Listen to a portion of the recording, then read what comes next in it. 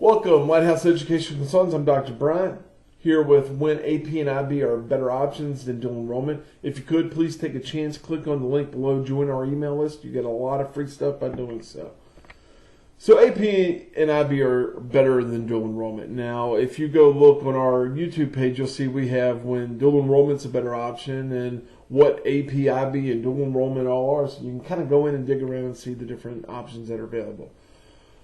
With any of these programs, you have to go in and physically meet with the schools. You need to talk with these people that run these programs, find out who's in there, who's not in there, what's available for your child, and what makes that program so much better than other options you may have. So when attempting to get into a top college, and we're talking Ivy League or top 20 public institutes, one of these real, if you don't know what it is, talk to your guidance counselor. Hey, what's a real top academic school? And they'll start listing them off. I'm not going to do that for you here right now, but they'll be able to say these are the real big schools. And there have been a lot of articles out there published, and some will say, well, Ivy League schools look at AP because AP pushes them the hardest, and they get put into a quartile. They're measured against other students at that same age of who's better or worse. And I don't know if that's all a big deal or not. One benefit, and I talk about this in the dual enrollment, is you're working at a college, getting high school and college credit at the same time. You're working with professors. That's different than a high school teacher. But let's digress back. When dual enrollment's not an option is the biggest problem I see.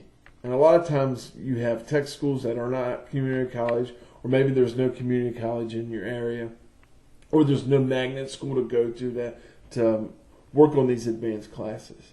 So you might have AP as an option or IB as an option, and there's actually a major computer online high school program out there that has AP classes. So you can do the AP stuff online. Now, I know that it's available. I've never worked with it, so I'm not going to say it's good or bad. I don't know yet, and that's something that you have to figure out in time. So when dual enrollment is not an option, AP and IB are definitely a better option.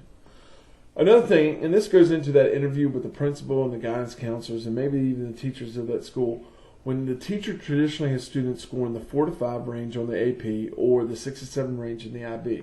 Because for you to get that college credit, you're going to have to score in these high ranges.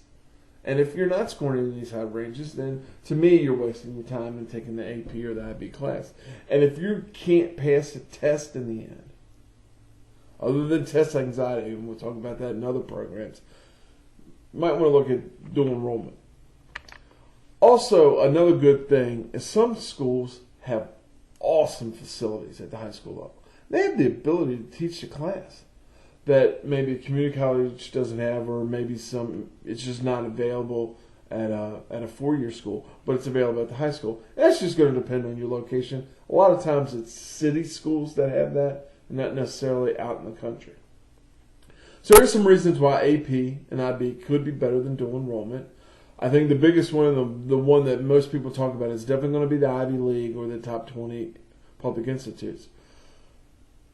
But you, as the parent or the child, are going to have to look into the programs and pick the right one for yourself.